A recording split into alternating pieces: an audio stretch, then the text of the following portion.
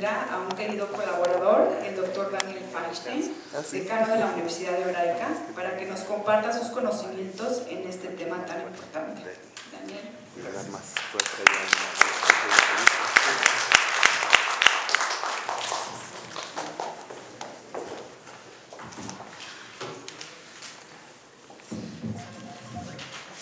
Bueno, buenas noches a todos.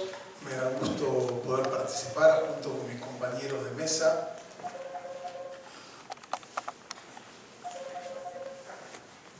Pedimos que por favor pongan los celulares en vibrar para no interferir. Gracias.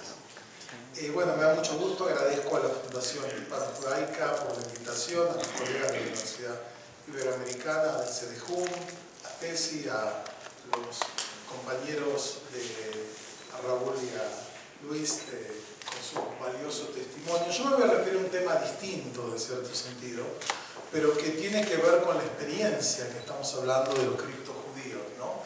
Y voy a hablar un poco, brevemente, un tema ya no es histórico, no es genealógico, tiene que ver más con un poco historia de las mentalidades, si ustedes quieren, desde el punto de vista de la disciplina, y tiene que ver con el impacto que esta experiencia ha tenido.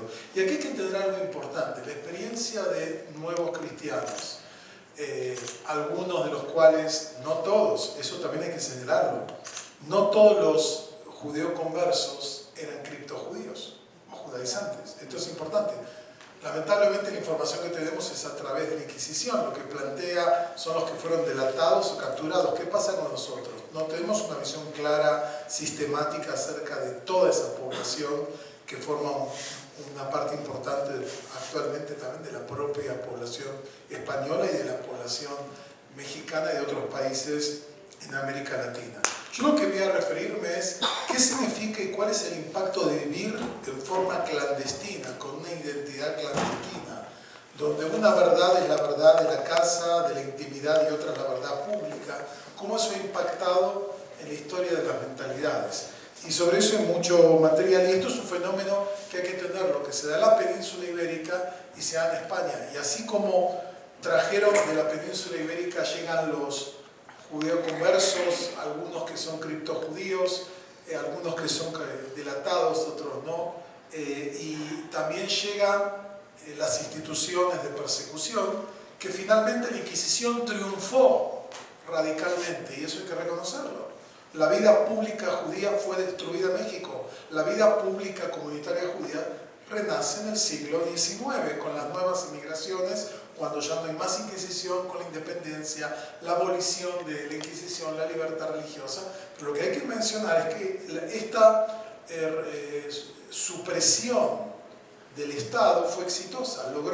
Quedaron los restos personales, digamos familiares, genealógicos, esas tradiciones. Pero en la vida pública el mundo judío fue erradicado de México, y la vida judía en México organizada, pública, comienza con las nuevas migraciones a partir del siglo XIX, fin del siglo XIX y comienzo del siglo XX. Y esto hay que mencionarlo. O sea, la destrucción tuvo éxito. No lograron erradicar las memorias familiares, la genealogía, ciertas tradiciones. Y eso, por suerte, hay como una recuperación de parte de esas identidades. Yo lo que quiero plantear es más del criptojudaísmo como una especie de matriz intelectual. Porque no fue solo una estrategia de supervivencia religiosa, fue también una experiencia existencial. Esta gente tenía que vivir, como lo mencionaba muy bien la doctora Jamoy, en una forma clandestina, disimulo, un doble lenguaje. Una cosa es el lenguaje público, otra cosa es el lenguaje privado. Hay una fractura identitaria. Esta gente, por un lado, va a misa, y por otro lado, cuando puede, reza en lo oscurito con un conocimiento muy limitado de la tradición judía, particularmente cuando empiezan a pasar generaciones que se pierden esas tradiciones como tales. Y también esto generó un fenómeno de una sospecha hacia la autoridad, una actitud de sospecha a la autoridad, a partir de la propia experiencia existencial que ellos han tenido, ¿no? Como tales. Ahora, ¿cuáles son tipo de experiencia que lo vivieron decenas de miles o cientos de miles de personas, tiene una impronta en la gente, en cómo ve la vida. Es decir, esto es algo que va más allá de los contenidos específicos, es un estado mental. Y tuvo un impacto en el judaísmo moderno temprano, estamos hablando del siglo XVI, siglo XVII, que tuvo impacto. Por ejemplo, formas de pensamiento judío, donde se va a plantear una crítica a la religión. Porque fíjense algo, y ahora voy a llegar, algunos historiadores plantean que tal vez las primeras figuras de la modernidad son estos nuevos judíos, que vivieron un tipo de identidad cuando viven en España o en Portugal, y cuando logran llegar a lugares que hay libertad de expresión en Italia o en los Países Bajos, empiezan a entender, pero antes la verdad era la verdad de Jesucristo y ahora la verdad es la ley de Moisés. ¿Cómo puede ser que estas dos verdades existan? ¿No será que ninguna es verdad?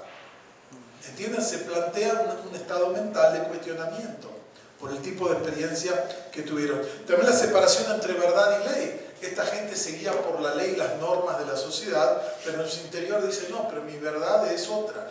Y lo interesante de los criptojudíos, por lo que sabemos, es que con muy poco conocimiento y prácticas, que algunas mencionó acá la doctora Jamuy, claramente, y acá el papel ahora que estamos a pocos días de la festividad de Purim, la reina Esther, como tú mencionas, ocupa un lugar central, porque ella es una criptojudía a los ojos de los criptojudíos. Vivió como no judía en una corte, tiene una verdad interna, una verdad externa. Esto genera que ella la vea como Santa Esther. Él la veneraban y acá el sincretismo como una figura, como una virgen a la que le pedían, etc. Porque era esta visión de este sincretismo que combinaba elementos tal. Y también la emergencia de un individuo autónomo. No te guíes por las normas sociales. Hay otras verdades que a veces se transmitía a alguno de los hijos, no necesariamente a todos, y que era una verdad muy valiosa, pero de la que tenía muy poco conocimiento. Esta es la paradoja, no es que ellos sepan mucho de judaísmo porque no tenían muchas fuentes ni textos como tales. Ahora, nosotros sabemos que parte de este grupo va a desarrollar una serie de elementos que van a ir marcando una experiencia existencial, una forma de ver la vida. Por un lado, una dualidad religiosa. Hacia afuera tienen que vivir como todos porque vivimos en sociedades intolerantes con un fuerte control social, ¿no? Porque la Inquisición perseguía no solo a judaizantes, a otro tipo de normas que se alejaban de lo que se consideraba la normativa de estas sociedades como tales. Tienen un biblicismo directo, esto es muy interesante.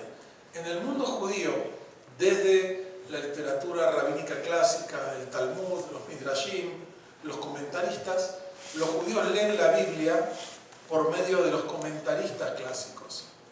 Pero como esta gente no tiene acceso, lo máximo que tenía acceso es a ciertos textos bíblicos, gracias en parte al aporte de la mujer más poderosa del mundo europeo siglo XVII, doña Gracia Méndez, una mujer también criptojudía que después vuelve al judaísmo del Imperio Otomano, una de las mujeres más ricas, más influyentes, no judías, del mundo, que desafía imperios y le decreta un boicot al papado, una mujer fascinante. Bueno, ella tiene una Biblia que ella propuso que se traduzca, que se tradujo, y la idea de ella era que estos criptojudíos puedan acceder a la lectura de la Biblia en su idioma, pero esta gente no conoce las tradiciones hermenéuticas del mundo judío. Entonces hay una lectura directa. Segundo, el mesianismo que mencionaba también la doctora Jamuy, esta gente combinando una visión por un lado cristiana y judía, porque hay una combinación acá de una esperanza de la redención histórica del pueblo judío. ¿No? Y esta descripción que hiciste de esta figura, como la vestían a esta joven, pensando que ella era la madre potencial del Mesías, combina elementos que tienen que ver con el culto a la Virgen, con elementos de la figura mesiánica judía de la casa de David. También la interioridad de la fe. Dado que ellos no pueden expresar su fe públicamente, es una fe muy interior, muy personalizada. Y esto tiene que ver mucho con una figura que hoy en día es dominante en la cultura moderna, que es la figura del individualismo. Y o sea, esta gente antecede otras épocas, y también un racionalismo emergente. Algunos de estos criptojudíos, esta experiencia de cambiar de verdad desde acá ya se plantean. ¿Y qué pasa si ninguna de estas expresiones colectivas, y qué pasa si ninguno de estos dogmas son la verdad? Y tal vez la verdad esté en lo que podamos nosotros descubrir usando nuestra propia razón.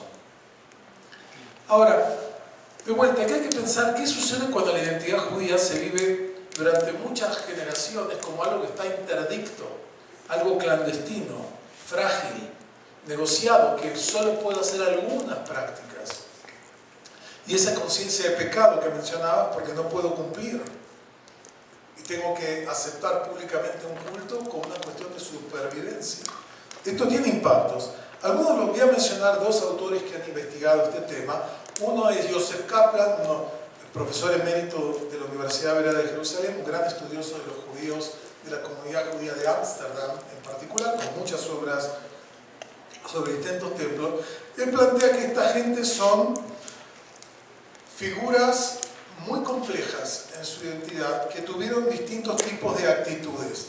Por un lado, tienen identidades híbridas que combinan elementos de su entorno cultural, nacional, de judaísmo, de cristianismo.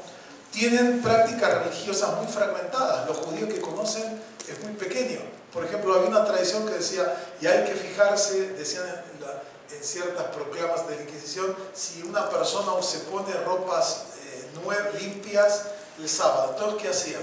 Se ponían estas ropas limpias, pero las arrugaban antes, para que no parezcan que estaban limpias y recién lavadas, para disimular. Pero tenían prácticas fragmentadas.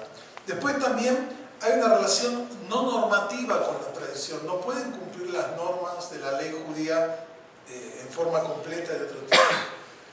Y eso genera una serie de situaciones, ¿no? Entonces, lo que vamos a ver es que, por ejemplo, mucha de esta gente que vio 2, 3 generaciones como criptojudíos, cuando vuelven a lugares, como fue en su momento en lugares de Italia, en Hamburgo, en Ámsterdam, que pueden volver, fue un proceso bastante traumático, porque el judaísmo más espiritualizado, internalizado, con pocas costumbres, llegan a una comunidad donde hay normas que hay que cumplir, y ellos no las conocían.